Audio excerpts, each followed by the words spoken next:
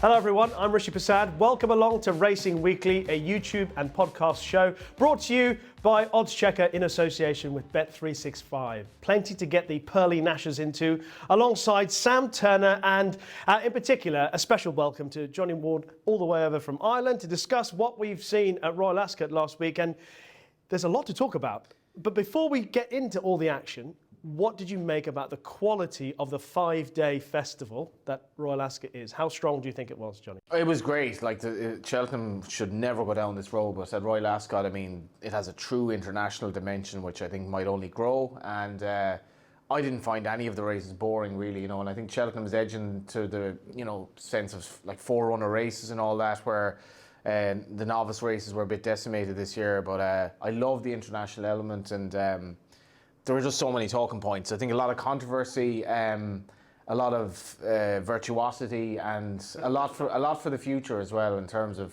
what might we have here. I think it was an epic Royal Ascot. I have to say I enjoyed the Gold Cup more than any race I've enjoyed in a long, long time. I just loved the race riding element of it, the controversy, the post-race stuff, and you know, disagreements about what might have happened had such and such happened in the race. So I love Royal Ascot. Virtuosity, a great word to open up. Well, he's already usurped anything I can come up with. I think the 5 days of Royal Ascot, and obviously pushing Ascot Heath off the map and having a 5th day of Royal Ascot, I think it's worked, hasn't it? I don't think there's any races that week that you think, this is a bit weak. Okay, we had a couple of small fields, didn't we, unfortunately, but I do think that you're not like you're trying to stretch out the Cheltenham Festival to 5 days and have 30 races there. You know, I think this is a natural fit for Ascot to have 5 days. Yeah, it's exhausting, but the drama that we saw last week was fantastic. The talking points, it's hardly quiet, was it? Well, as Sam says, lots of drama, virtuosity, etc. And that leads us nicely to this week's racing recap. So let's get into the talking points from Royal Ascot. And of course, we started straight away, first race with Baaeed, Johnny, and he didn't disappoint. But how much did you learn? How much did you feel excited by what you saw or by what you think you might see? Yeah, I was looking up his odds for the Arc after coming here today, just to think. I think Haggis is right here in that we're a little bit bored about the mile. We could go back to the July Cup and that'd be interesting, but I know on the notes you were saying, like, how does he compare to Frankel? He reminds me more of See the Stars. I think he's only kind of doing enough in his races. Frankel was capable of these ridiculous performances that Baaeed just hasn't produced, but he has to stay a mile and 2 on pedigree. I mean, he's a full brother to a horse who stays a mile and 6. Obviously, everything about him on pedigree suggests he'll stay. And it's whether or not, I think he goes to the international. I think that'll be one of the races of the century if he takes on the Derby winner. But I think he steps up to mile and 2. I think he's only doing enough in his races, to be honest. If you look at his maybe least impressive performance visually, was probably the QE2 when he raced without cover on softish ground at the end of a season out wide. And even I think See the Stars toward the end of the season when he won his 6 Group 1s, he was kind of, he was probably coming to the end at that stage. But he has to step up and trip, and then we'll know a bit more, I think.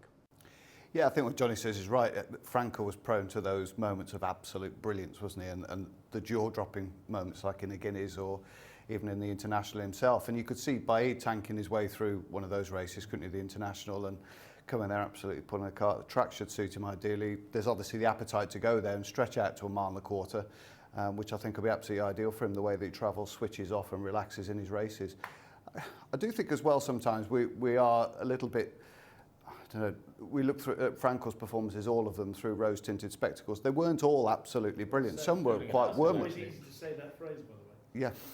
Say it again. I don't know, what did I say? I can't remember what I said. But 1 or 2 were workmanlike, and Baaeed was workmanlike, but he was only a couple of lengths slower than Nature Strip on the 3 furlong sectional. So it wasn't as if he was hanging around. But he's just got such a professional way of going about his races. Frankel had that sort of touch of flair, he's a bit exuberant, whereas Baaeed's just a relaxed character, a bit like yourself, Rish. Relaxed character, just turns up, does his job, and goes off and has his feed. Just does enough. Yeah, that's a qualified compliment as well. But yeah. He's like a sprinter in cycling. He just waits and pounces. And over a mile and 2, I've no issue with him doing the same thing. In fact, it should be more potent because he should be faster relative to everything else. And then the arc thinking is like, will they have a bit of crack and think, you know, we already have a really good miler, Majum, and like maybe we'll go with him. It's speculative, but I think a mile and 2 is definitely not going to be a problem. I'd love to see him in the Arc. I think he would be almost guaranteed to stay, and that's the phrase I use, almost. Well, remember his dad winning the race when he didn't settle for 6 furlongs, you know? Yeah. But he's more. I think he's more amenable to restraint than his dad. And No, he doesn't pull in races, does he? no, He travels not really. easily behind the bridle. Everything's nice. He's got a great mind, Rishi, as you like to say. Okay, that was the Queen Anne. Nature Strip, Sam. Yep. In the King's Stand, surely one of the equine highlights of the week. Probably the most explosive performance of the week, wasn't it? Yet again showcasing James McDonald's talents, although I think one of three of us could have probably sat on him and steered him to victory. He was that good. And he's also that big. All three of us could have sat Absolutely. on him. I mean, you saw it firsthand. I wasn't there to see him in the paddock, unfortunately, but great to see the Australians, re-engaging with Royal Ascot. Was it first winner since 2012? 10 years. Where have they gone? Same place as my hair, probably. So I thought that was a tremendous performance, really. I mean, the clock was broken as well. It was the fastest sprinter I've ever got on the speed ratings I keep. I've been doing those for 20 years, so it was an astonishing performance. Just in behind, obviously there was a lot to talk about from the beaten horses. We should give a mention to Equilateral, who actually ran a great race for Kieran Schumacher, who came on Racing Weekly last week and touted the chances of that horse at 66 to 1. Smart choice from him as well, not picking Cardiff. Absolutely. But interestingly enough, apart from that, the performance of Golden Pal and Irad Ortiz and not paying attention before the race to what was going on and looking behind. What did you make of all of that? It was the only disappointment of the race where you have two proper international sprinters and one of them is obsolete straight away. And I mean, I think my first memory of this race was Schwazier when it was 2003. So they were going back to the Aussie dimension. So there's nothing beating the winner, I think. A 7-year-old gelding as well, and it's interesting because there's a piece in the race post today about the Aussie prize money where I think Chris Waller's saying that they're going to bring up in Melbourne.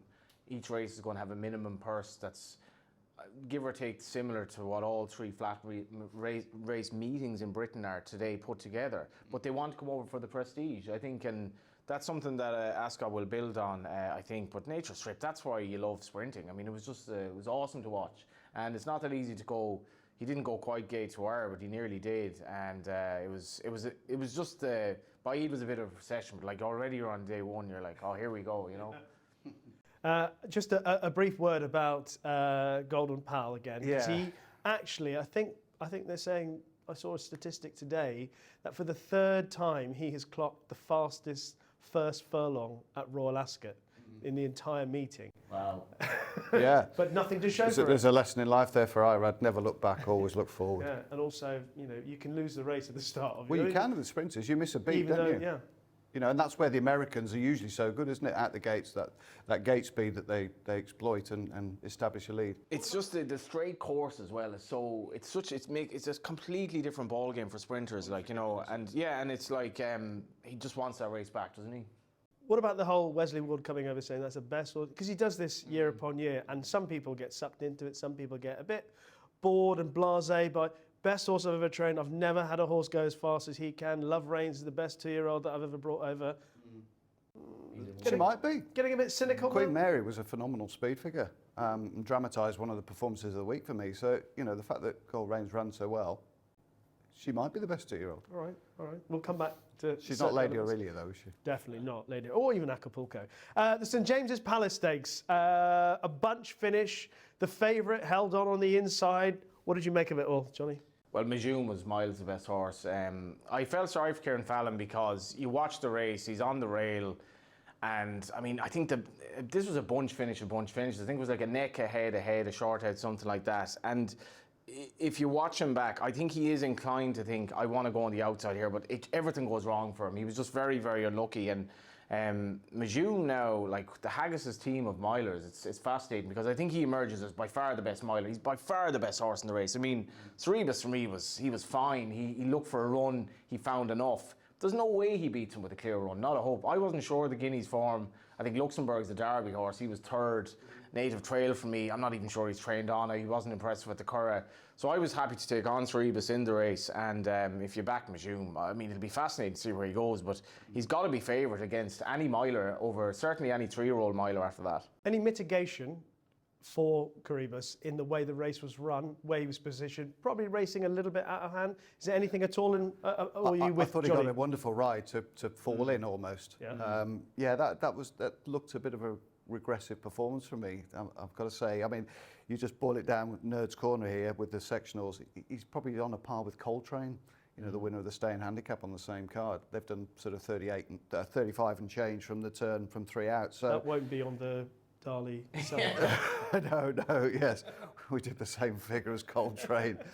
I thought it was a bit of an underwhelming race, really, and a great ride from William. Yeah, okay. And my Prospero, he's due to step up in trip. I thought, again, he's a horse that could play a big role in the, you know, you talk about races like the Juddmonte International. I'm not sure though. I mean, what level are you at in the St James Palace? Like? Well, I know. I mean, I thought he was one of the horses most inconvenienced by the way the race was run because they didn't go fast. And then he's a horse that's going to be better over 10 foot. I mean, in fairness, William Haggas was looking at the Hampton Court and only decided to run him in the St James's late in the day. But he is crying out for a step up in trip. But if we say they didn't go fast, they should be doing a better sectional than Coltrane, the 2.5 mile winner. Well, you're just underestimating Coltrane. Maybe he's a Melbourne Cup horse in waiting. So the best 3-year-old miler? It's got to be Majoon. Like, I mean, he wins at least a couple of lengths with a clear run, I think. In Spiral. Yeah, well, there we go. Oh, steady. Homeless songs. We'll come back to that in a moment. Yeah. Let's move on to the Prince of Wales Stakes, which was the big race on Wednesday. Relatively small field, but plenty of interest. Before we get into the result of the race, the start of the race, Johnny, had its own moments of drama with dear old Lord North and the first big moment for Frankie. Of how many? Like, I mean... Well, the first one for the win. What was he, 1 from 21 or whatever it was? It was a good one, though. It was a good one, yeah, but I think I would have won Inspired. But, like, it did take a little bit away from the race. I mean, what can you say? It was inexplicable, really, and then almost took a little bit of a gloss away from Shane Cross's ride, which I thought was literally perfect. I mean, if you watch visually and you... The best way to watch Shane Cross's ride in some respects is to look at Ryan Moore throughout the race, because I think he betrays that anxiety about 2 furlongs down where you see that he's hugging the rail, he's just quickened, and Ryan is like, oh, here we go. And I know that I think in the Tattersall's Gold Cup, it was one of these, like, he's ahead at the hare when he's a dog, he's well ahead at the hare, he's well ahead after the line, and I actually thought Ryan Moore gave high definition, unbelievably good ride that day, and Shane Cross a little bit unlucky, turned the tables around entirely, where what can Ryan do? He's trying to hold the horse up. I think they had small concerns about the ground as well, very quick. And I'm watching that race back, and I'd probably have him favoured to beat him if they ran again, to be honest. I think Baaeed was a little bit unlucky. Superb ride by Shane Cross. And you're thinking, if he had won at the Curragh, he would have won five successive Grouper Grade 1s in 5 different countries, 3 different continents. That's absolutely incredible. And in fairness, like, we sometimes underestimate horses in terms of their durability, but can you imagine travelling all over the world and producing performances like that, really hardy performances? Probably should have won at the Curragh. So he's not really lauded straight rest. It was a 5-runner race, and like Baaeed is probably not a superstar, but I thought for Shane Cross, brilliant ride, and interested to see where they go next. The horse. Yeah. Oh, yes, I totally agree. Shane Cross, one of the rides of the week for me. Yeah. But I think the horse is just the most admirable, and that's probably underplaying him.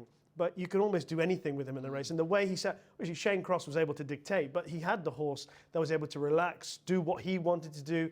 And then when he pressed the button and he kept picking up the fractions late on. Yeah. I mean, it was always going to be hard. Well, he's a really hardy horse and allied to unbelievable talent, great riding talent as well. I thought both him and sort of Adam Kirby on Claymore as well, on those round track races, difficult to get the fractions right. It's not easy to make the run on that track at all. Like, it's in fact, you generally don't want to. And I know it was a small field, but they had a plan, and it was when a plan comes together. It really was.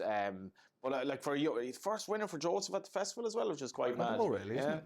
But it shouldn't be sort of ignored, really, how well Joseph travels his horses as well. You know, obviously down under, America, Canada, winning in Canada as well. I mean, he's just an incredible trainer, and those staff that work for him, they do a brilliant job. I think this horse is going back to, I think he's going to go to Australia as well. That's going to be on the radar for him. I think that's part of his ownership. I wouldn't write off Baaeed. I think the 5-1 Bet365 for the Eclipse. I think that's very fair. Do you think he'll come back out for the Eclipse? Don't know. Maybe. Oh, I mean, he was so impressive there this season. Why not?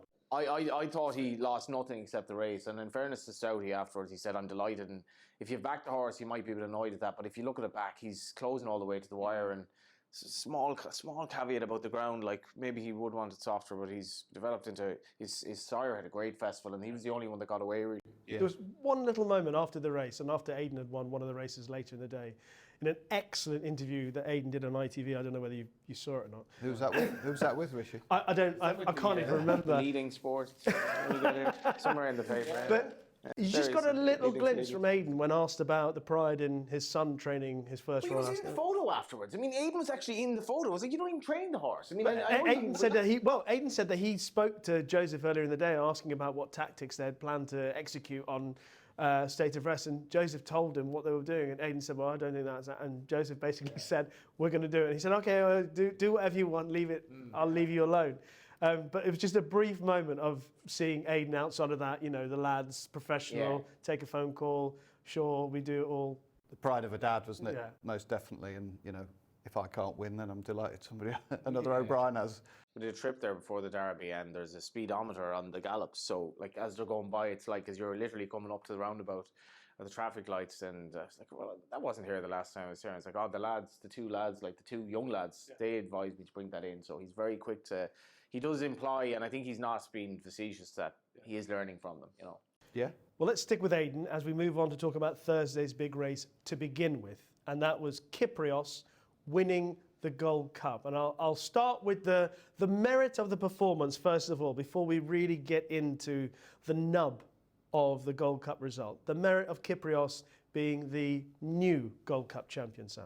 Second fastest closing sectional of the day. The fastest final furlong of the day as well. So That is bonkers. Perhaps that puts a little bit of context really on what Stradivarius was trying to achieve. And for once, I'm probably not Frankie's biggest critic in this scenario, but let's talk about the winner first. Brilliantly trained. Obviously, those stepping stones that have been well trodden previously, those races that Aidan's used year after year after year with Yates, well used with Kiprios, and he hatched the plan probably 12 or 15 months prior to the race and beautifully exploited. I thought the ride was pretty good as well, and the horse, he had to have the horse to be able to do that situated out, parked out wide, very little cover. Ryan was intent on not being down the rail and being trapped in where Frankie was, and it played out pretty well for him, didn't it? Ryan mentioned after the race that things didn't go to plan for him as far as he was concerned. That wasn't how he was expecting the race to pan out. And therefore, Kiprios' stamina perhaps not played out in his best effect, because when he picked it up, Mojo Star, obviously runner-up in a Derby, runner-up in a Ledger, and a very good mile-and-a-half horse, came to get him, and he got there, but Kiprios dug in pretty hard. I felt Kiprios changed his legs, picked up again. Just in the essence of the result, how good a stayer do you think Kiprios is? He has to be seen as a potential Yates because of his age, his profile, and what he did in this race. When I thought a lot actually went wrong for him. And I thought Ryan's interview afterwards was one of the most illuminating of the week. Brilliant interview again, I think. Yeah, if you're getting into, like, I think he got a 2-day, but if you get... It's nice that they played it out after the race, wasn't it? Stop it. But if you get I think he might have gotten a 2-day ban for his ride. But like, if we're going to go down, and we're talking about the Norfolk in due course, if we're going to go down with throwing horses out of the race, like for technicalities on 2-day bans, like you take away a result like this, because that was race Ryan and it was so canny what he was trying to do. But you can imagine, like, Ryan Moore has so much going on in his head in this race. I mean, he's not in the position he wants. He's a little bit slowly away. He thinks that because there's no gallop, he's disadvantaged, even though he's totally unproven over 2.5 miles. So I'm like, they're obviously confident that he'll stay. He then makes a move on the outer, which he didn't want to do because you're forfeiting ground. But at the same time, he can hem in the second favourite. The two of them take up like 2/3 of the market, give or take. But what interested for me was Mojo Star comes at him and he just picks up again at the end. I was like, right, that horse is going to win at least one more Gold Cup.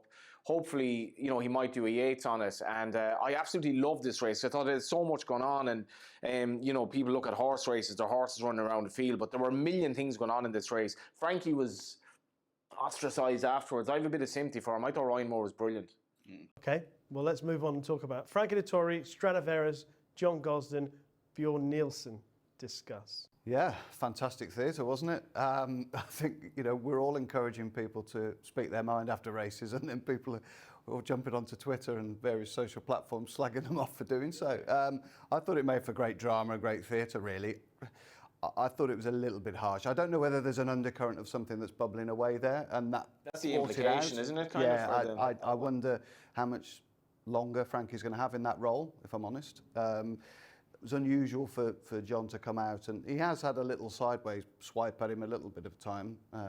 That's our hero, or the jockey, for his exuberant celebrations and things like that. And I think maybe John's getting a little bit irked that sometimes it's the Frankie show and not the horses show. Really?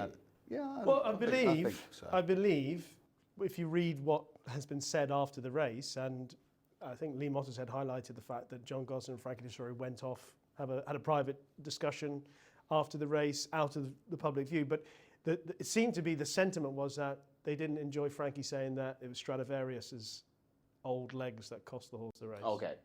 Which is an implication that the horse wasn't good enough, or wasn't, as in Gosden couldn't have done anything about winning that race. As in, the horse just wasn't good enough. Which that's like kind of saying your oldest child, like, is, well, he's not old. You think he is, because Stradivarius must be an unbelievable horse to have anything to do with. Like, that's something a little bit different, more than a horse. He's got beat a length and a quarter. Yeah.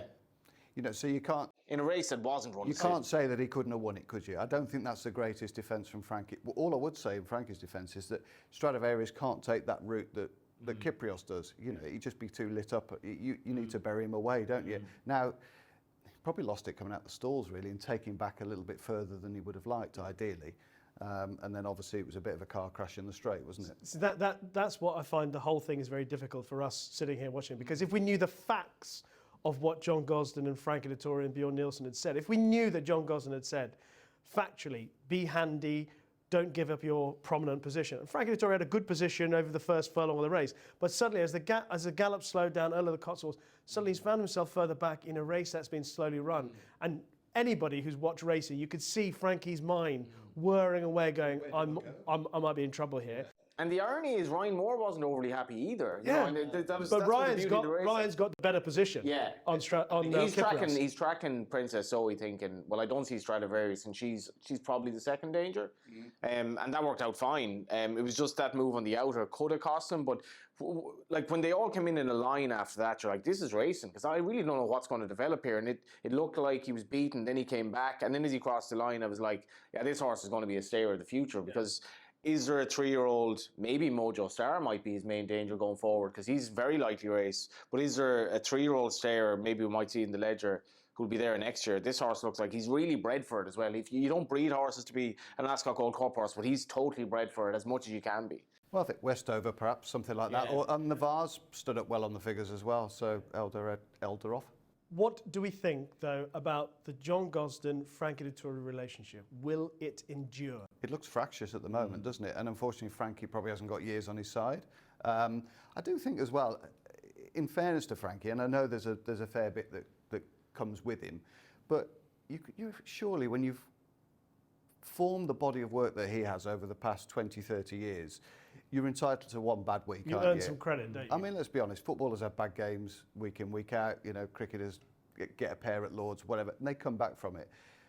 Just events didn't work out for him, really. I mean, I suppose the saga ride and the saga of that would have been more galling, I think. And I think that's probably what inspired the comments the day after, that they were so desperate to train a winner for the Queen, all connections really, last week, and to see Saga beaten agonisingly, finishing like he did, I think that was probably just the cherry on the top. Well named. Yeah, it was very well named. What do you reckon, Johnny? What is he, 51? 51, I mean, yeah. he is in the, any jockey to ride at that level, to that age. And I spoke to you about this off air. My first real experience, Frank, was at Belluson last year for the Barney Curley, show. And I just left thinking, I'll never understand the complexity of this man, because I spoke to him off air, and then on air he was a totally different person. But whilst he was actually at the races, he was just like surrounded by people the whole time. And I was like, I have a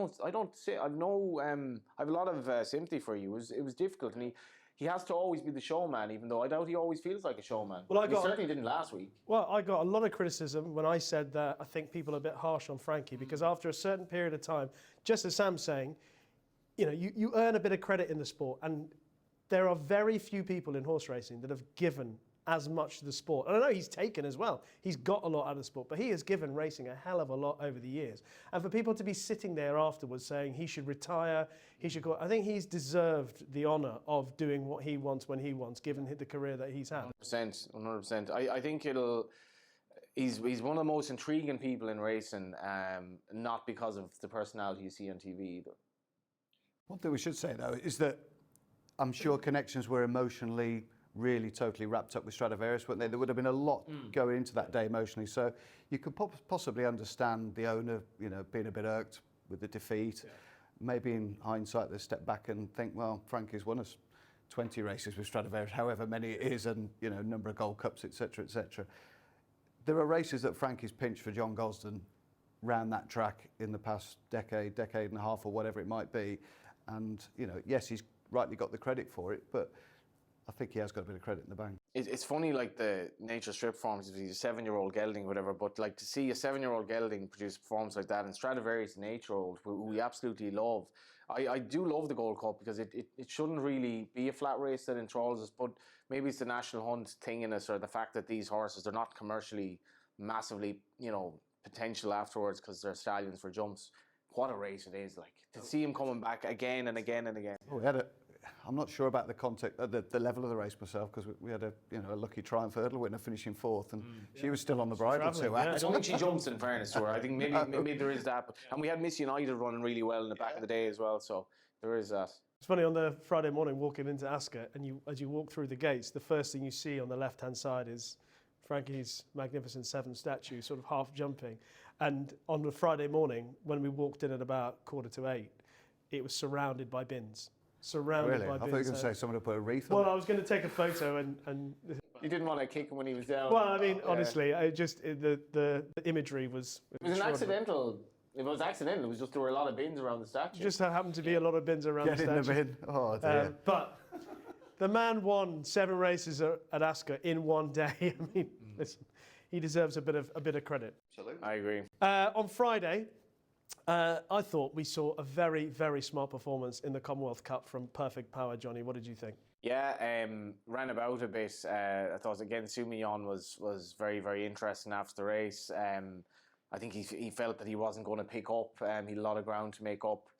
Big thing was the trip here, I think. It looks pretty much sprinting. And like Soumillon, again, just adding to the whole theatre, seeing him riding like his distinct kind of style, and gave a very good interview afterwards. Spoke brilliantly. He did, and I thought it was a very good performance. He ran about a bit, but was well in command. Pre-Morris de Geest, more than the July Cup. Yeah. 6.5. Bit of cut.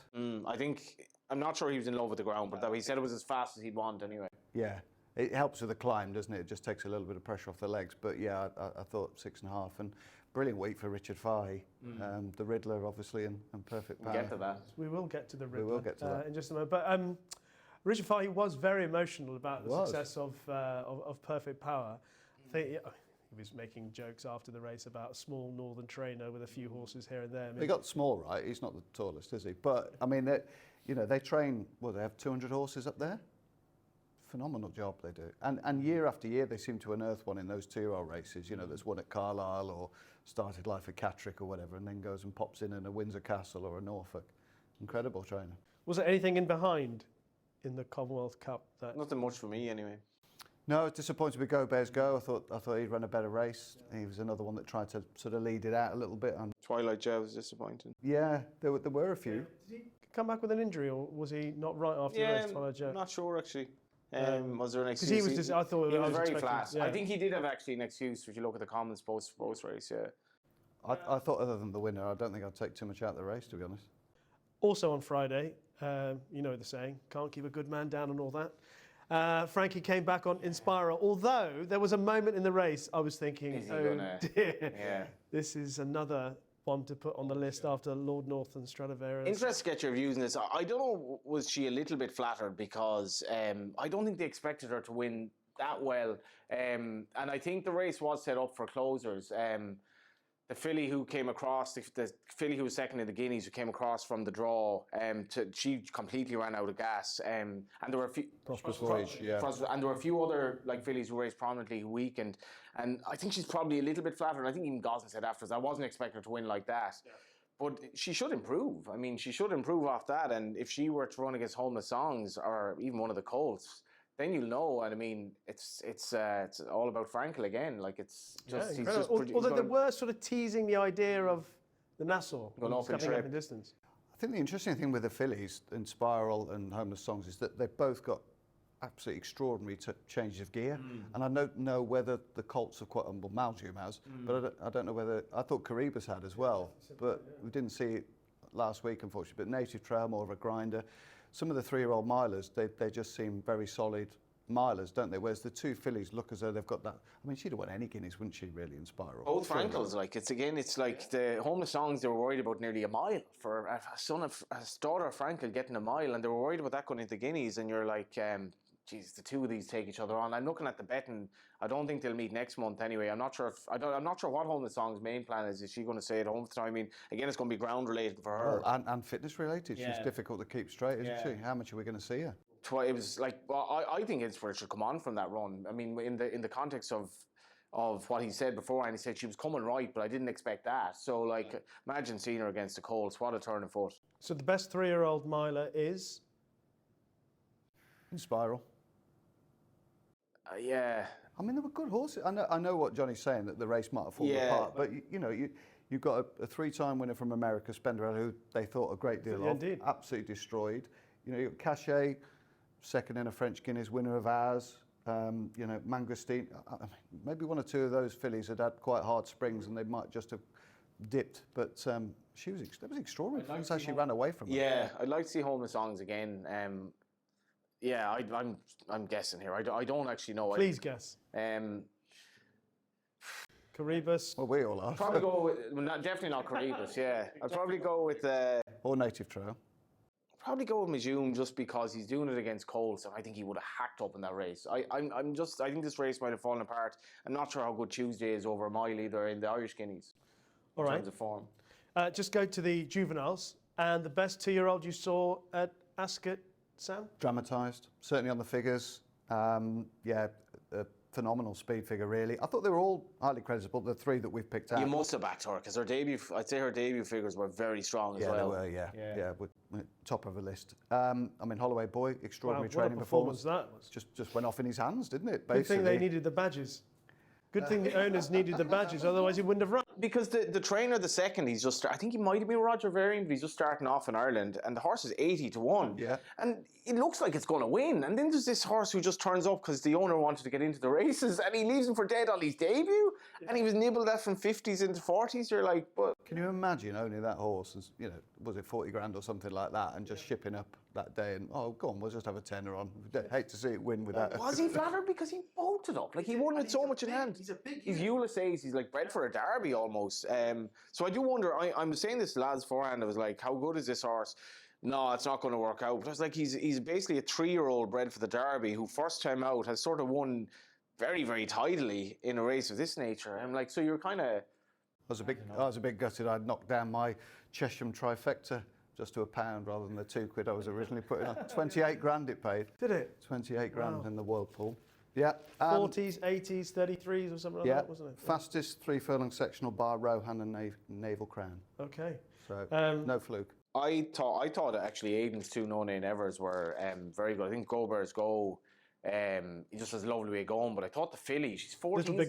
Little Big Bear, sorry. And I thought the filly for the Guineas next year, she's 14. Meditate. And she made the run, and she's professional, isn't she? She's very big. She's like, the second favourite is the Justify horse of Aiden's, who's only run once.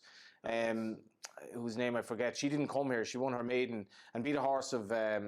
I remember. Chestnut filly, Little White Star. Beat a horse of Michael O'Callaghan's, who actually ran well at Royal Ascot at Navan first time out. But she's a lovely pedigree. But Meditate, for me, she's definitely going to stay a mile. I think she's out of a Dalakani mare, and she's really strong. 14s to the Guineas. I'd be all over that. She looks really professional, just uncomplicated. I liked her a lot. Ryan was really purring about her after. Said to make the run that she did, it takes something a bit special. Okay. And Bradsell? Yeah, liked him. Again, Nerd's Corner. 12 grand, up to 42, was it? 47, was it? Yeah. Yeah, so they sold, didn't they, the week of the race? But, you know, that's their modus operandi, is to get breezers. If they do well, then to sell them on. I mean, extraordinary performance at York, and yet another one, box one. Was it box one or box two? Really, really good effort. Only a couple of lengths, 3 lengths slower than Baaeed for the closing sectional. So it shows you. Very good. Hell of a performance, really. Obviously, at Royal Ascot, there are always, to go with all the stars that we see, there are always 1 or 2 disappointments along the way. Was there anything that really struck you? I mean, horse-wise, I think Golden Pal was the first big disappointment. I felt Wes Wood's team overall were below par in general. A couple ran all right. Reach for the Moon was an odds-on favourite that got smashed up in the end. Didn't look like he stayed, actually, strangely enough. And I thought he would. And Hurricane Lane, what did you make of that? Okay. Did you? Like, I was a bit disappointed. If you again, is he really suited to that ground, which is right fast ground? It's his first run back, and you're taking on really battle-hardened horses. I think Broome got a great ride in that race, and you know, we're not the horses. There's a bit of a pain barrier there going after a horse as hardy as him on your first run back. He's probably been trained for the Arc, really, which could be an amazing race. I mean, he ran below par, but like, you can give him a lot of extenuating circumstances, I think. Okay. The difference I've seen in racing at Royal Ascot the last 20 years, trainers now use, and I think it's through Aidan O'Brien, some of these races, Group 2, Group 3, are stepping stones to other things. Sometimes Group 1. I know, it's incredible. Well, Aidan certainly, yes, he's just run horses. Like, Broome literally had a prep in his previous race. He literally had a prep. I'll always remember this. Aidan had won one of the Guineas to Curragh, and he saddled the third in the race as well. And we were in the post parade or whatever, and I said, "Oh, what did you make your man that finished third?" And he goes, "Oh, he finished third, did he?" I was like, you're literally just trained the third in a classic, and you didn't even know. I was like, this is the same as training Broome, effectively, to come on for the run in a Group 1. Yeah. So I think he had to look down the race card to check he actually trained Wings of Eagles as well when that won the Derby, to be honest. Is he ours? Yeah. Well, in fairness, he has had a lot of 900 group or graded winners around the world. Broome brought that up on Saturday. A brief moment to eulogise about the master trainer, Johnny. Yeah, I think Christy Roach put it very well in the race. Suppose he rode his first classic winner at Curragh, Desert King, back in the day, and he said, yeah, Aidan didn't really have any interest in anything else other than horses. And that's the obsession, I think, that you need. My biggest accolade in terms of Aidan O'Brien is, of those 900 Group 1/Grade 1 winners, of all the winners he's trained across all these countries, he's never once praised himself. And I know other trainers who have never once blamed themselves in public. He's never once praised himself. It's always about the team, the horses. And I don't think that's crap either. I think that's just how he is, his humility. And he doesn't look his age. He could train till he's 100, I'd say, to be honest. It's always we, isn't it? It's never I, you know. Where do you put the statue? Where do you want your statue? Vincent Company, isn't it? It's like, would you put it at Epsom? Would you put it at the Curragh? Would you put it at Ascot? You know, you have one at all 3 places, really. He's just rewritten records. It's dynasties as well. You see, like the trainers table today, Joseph's very, very close, and Clare second as well. And I know Aidan's kind of public persona is a bit like robotic or whatever you want to call it, but behind that there's obviously lies a genius, you know. Yeah. Not, as I said before, he's not a bad sire either, is he? No, he's a very good sire. Just on a rather more controversial note, one of the biggest talking points of the whole week occurred in the Norfolk Stakes. Paul Hanagan won on the 50-1 shot, the Riddler, for Jafahi, as you pointed out. But in doing so, he picked up a 10-day ban, veering quite seriously across the track, taking out a few horses. Obviously, the results stood. Well, you interviewed him after the race. I interviewed him after the race. You'd seen the head-on, you're like... I'd seen a brief glimpse of the head-on, which he hit the horse once, the horse went left, and he hit him a couple of times again. And I asked him, after you hit him the first time, could you have done anything to correct him, or could you do anything about his movement left? And he said, no, I couldn't. Obviously, my own opinion of watching it was, well, why did you hit him 2 more times? I feel like I would hope this is a kind of a turning point for a watershed moment. A watershed moment, because this was like a Riddler wrapped inside enigma, that is the enigmatic rules in this country, because you cannot endanger horses and humans to the extent that he did. It was reckless, dangerous riding. There's nothing that you can say to exonerate him there, because Paul Hanagan knew what he was doing. And I've nothing to say that Paul Hanagan isn't a good, decent chap. But winning a Royal Ascot obviously meant so much to him that he was prepared to effectively just give up on riding carefully. And fair enough, he was probably the best horse in the race, but it's not an excuse when you're endangering.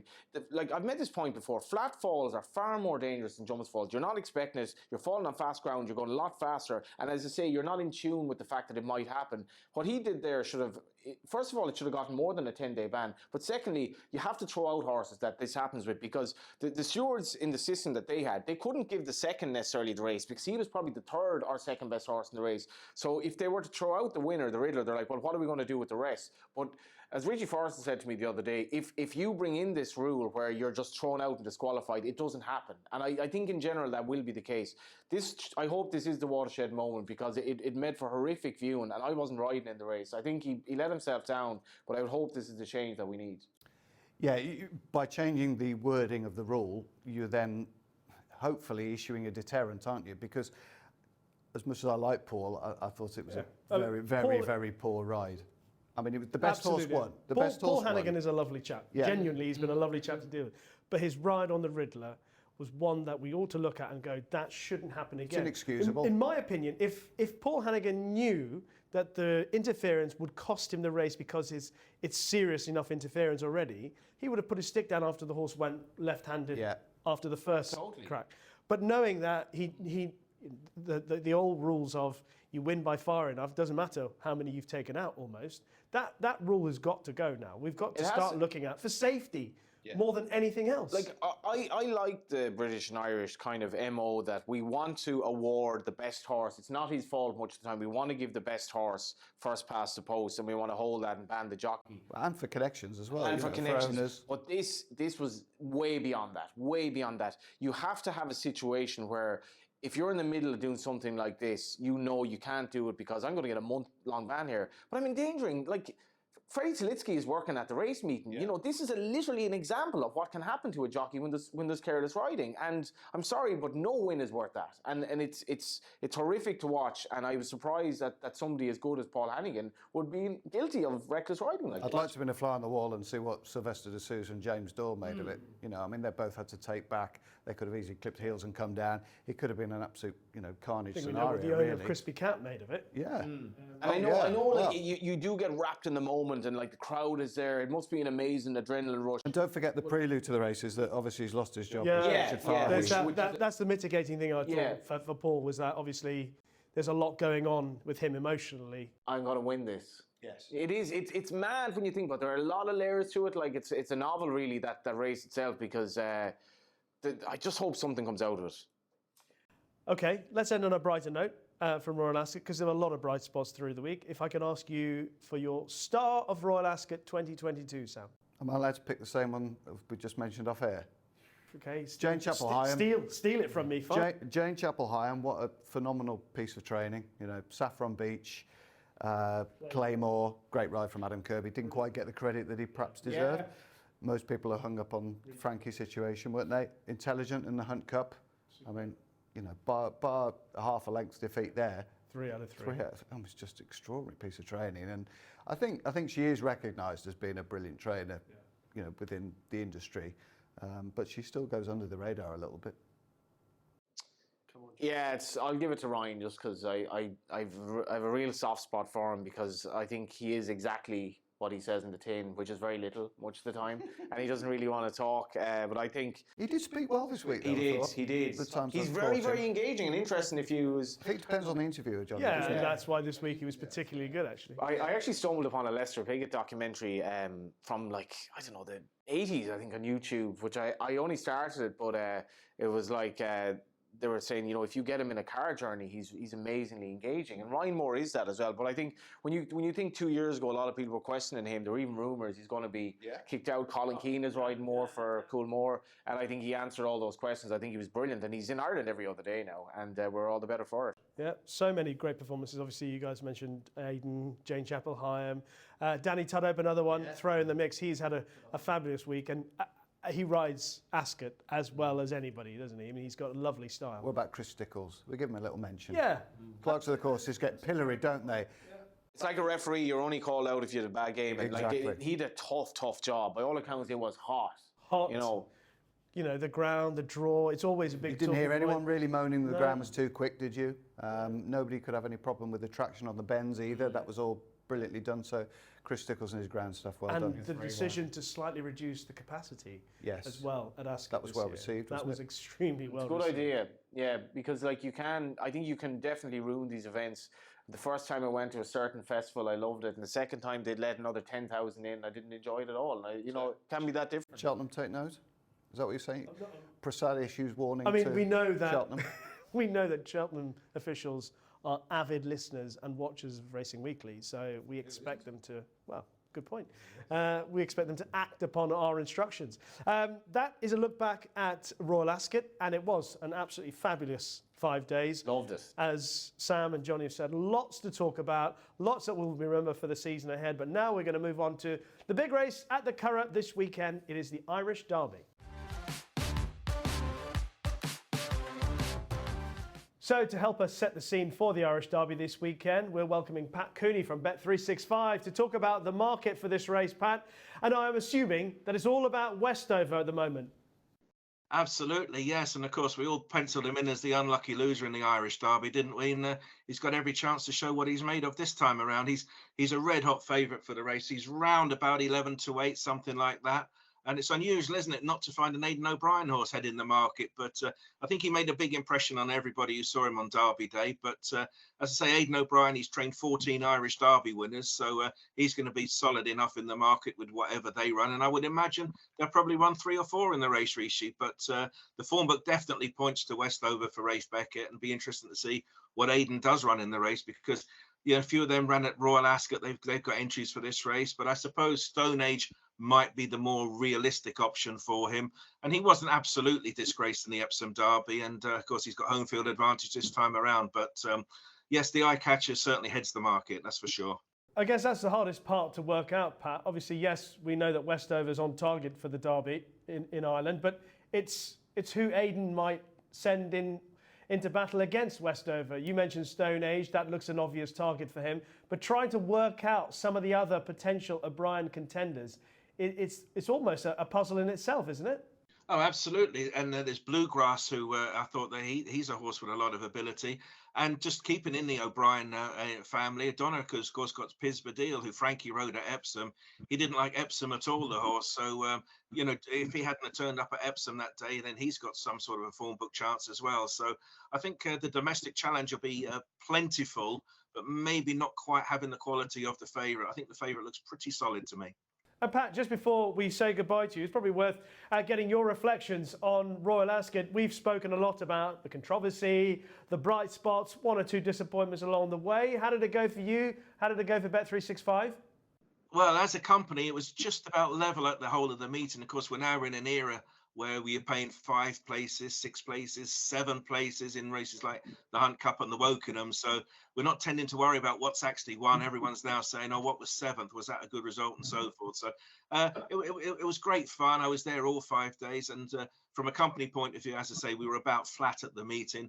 But I thought there was a lot to like about the meeting as well. There were great crowds. I think the smaller crowds definitely helped. People had plenty of room to operate. And it's great to see like the likes of Nature Strip coming over, Wesley Ward coming over with his horses.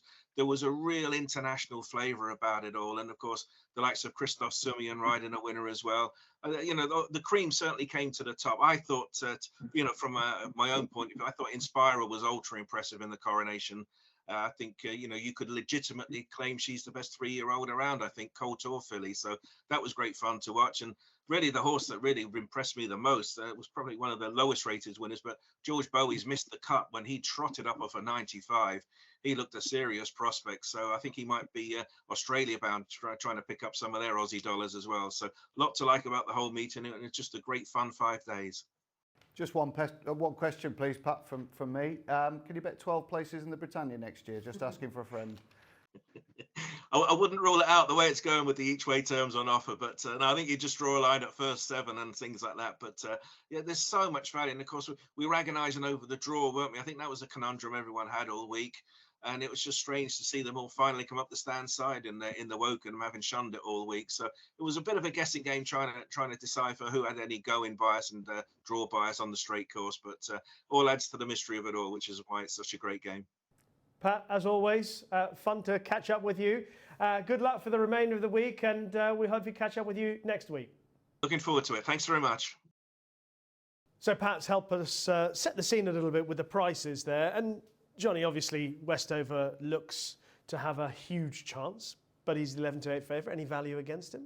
I was reading in the Irish Times actually on the plane over today that Tuesday could be supplemented for this, which was a mad suggestion, which is a clear implication that Aidan doesn't think his colts are good enough. And funnily enough, like when we had the Derby day, he was saying Luxembourg's my best Derby horse, but he's not running. So I'm left with, and I just got the impression it was the old, if you have 3 Derby horses, you have none. And I think that's definitely the case this year. Like, how is Stone Age second favourite this race? He has absolutely no chance on Epsom form. And for me, if you go down through this, Pisbadil, maybe as Pat said, he didn't like Epsom, but, you know, he was well beaten. And even the trial form, I'm not sure about. Westover is a certainty. The more you look at it, like barring something going badly wrong, he was so unlucky. He's not going to win probably at Epsom, but he should have finished a lot closer. He had a bad draw as well. He kind of didn't have a great trip. First tried 1.5 miles. He might be like a little bit buzzed up at times. I think he sweated it before his prep run when he beat a horse was going to run here, but isn't now, I think. Like surely he's a 1 to 2 shot or 4 to 6 shot or something, because he has a tendency to run about a bit under pressure. But like he stays the 1.5 miles. Well, he's another Frankel. I think he's miles ahead of these, like miles ahead. And if you're putting up a bet against him, it's Hannibal Barca, who was a good horse for Brian Meehan, ran well behind Luxembourg in the old Race Post Trophy, and won very well on his prep for this over 1.2 miles with Curragh. He might run a good race, but Westover to me looks a good thing. Like, I really can't see how he's beat. I think we flagged him up, didn't he? He was 3-1, wasn't he, with 365 a couple of episodes ago, and I see no reason to desert him. I think the track will suit him better than it did at Epsom as well. More conventional track, more galloping track. He's big, imposing horse, isn't he? Long striding individual. He should be well suited to the Curragh. If he gets half a decent draw and Rob Hornby can get some cover, then I think he's I wouldn't say he's unbeatable, but anywhere near that Epsom form, he's going to be close. Yeah, I agree. I think the nature of the track at the Curragh will suit him. Not having to deal with a camber and being fairly adept on your feet, move left and right, as long as you can get clear sailing in the straight. I mean, he's sort of closing furlong sectional was quicker than the winner at Epsom, and just the way that he finished off his race there, this track should absolutely play to his strength. If you look at the two of them, about 2 furlongs down, he's travelling pretty much as well. And then it all goes badly wrong. And he still does unbelievably well to finish like third. He should have been second. I mean, I can't make... Stone Age is 5-1 here. Like, Stone Age is 50s on that run. I know he was sent off a lot shorter, but he can't... there's no way he can reverse the form. He was miles ahead of them. There's a lot of people sort of the opinion that he didn't quite get home at Epsom. Stone Age? Yeah, but he was even beaten before that became an issue. Like, he was just, like, totally one pace. Man, like, even changing off the guard, like, fair enough, he won at Ascot, but he's slow. And I just don't think his 3-year-olds are that good. Maybe beyond Luxembourg, we haven't seen. I think Hannibal Barca, related to an Australian winner over 12 and 14 furlongs, was really impressed with him in that group through the Grenell, was it? Yeah, and it was like the way the betting was that he needed to run, but and Brian Meehan loved him as a 2-year-old. Yeah, finished off strong. He should get the trip. 12-1, I think that's a very fair. That'd be my saver, but like I'm all over Westover here. I think he's definitely an odds-on shot. We're all on Westover. A very brief word about the Northumberland Plate, because Trushan looks like he might run in it. He's going to carry 10 stone 8. Alan King seems pretty certain that he wants to run him in the race. He's going to give, I think, £19 or more to the rest of the field. Should have been running in the Gold Cup. Sadly, the rain didn't come. Sam? It's just really sad. I think it's just quite exciting, though, that for the race on Saturday. I mean, they obviously ran it 12 months ago, reached Clutterbuck Road. I thought it was a bit of a mistake then. I know he had a big weight and they wanted to reduce the burden, and Reese is a perfectly competent pilot. But what about Holly Doyle? I mean, she's like all over the papers today, having won in France, history and all that. Was she the first classic female rider in female forever? Ever, I think. Yeah. Well, there was a German. Does that not count? Leading jurisdictions, let's say. The German 1,000 guineas was won by Sibylle Vaught. Okay, right. So in France... But that's a Group 2 race. This is a Group 1. Okay. Premier Classic. Premier. That's harsh on the Germans, in fairness. Well, yeah, who obviously turned up a pretty good winner of their 2,000 guineas in Belgium this year. They did. Okay. They have their own prize money issues as well. Like it's, you know, a lot of these European countries, it's interesting. We're all just looking at like the other jurisdictions and wondering what can we do here. Not a lot. Okay. Well, it's been a lot of fun talking about Royal Ascot. A lot of fun talking about the positives, the negatives, the controversy. We could keep going on forever and ever. Never mentioned Jessica Harrington's filly, by the way. I think going forward, if she takes on, Magical Lagoon takes on Emily Upjohn at some point or another, what a race that would be. I love the way what a ride, by the way, as well. Yeah, but he knew that he'd horse was going to stay and stay and stay, and I think still have Emily Irish Upjohn. Oaks for her, I think is going to be, you still have Emily Upjohn. That's going to be fascinating. Well, Nashua didn't do much harm for the form. Form is strong, and Tuesday might be going for the Irish Derby, we hear. Yeah. So who knows? But he was saying in the paper, we'll see how they work Tuesday and Wednesday. And I was like, is that the horse of the day? So I'm a bit confused. I actually still don't know the answer. When's the race? Saturday. Tuesday? Tuesday on Saturday. Tuesday is the answer. Sam, thank you very much. Johnny, thank you for making the journey over. It's been a lot of fun sitting here chatting with you and Sam. You certainly Great to see you brightened guys. up the studio, I have to say that. For sure. But an energy, hasn't he? Yeah, he's brought a certain amount of virtuosity And some to the show. And Come on. youth. Well, That's come on, you don't need to say that. That is it for this edition of Racing Weekly, brought to you by oddschecker in association with Bet365. Thanks to Sam, Johnny, and of course to Pat Cooney for joining us. As always, if you like what you heard or watched, then please leave a review on Apple Podcasts or in the comments section on YouTube. We look forward to seeing you next week. But for now, thank you very much for joining us once again.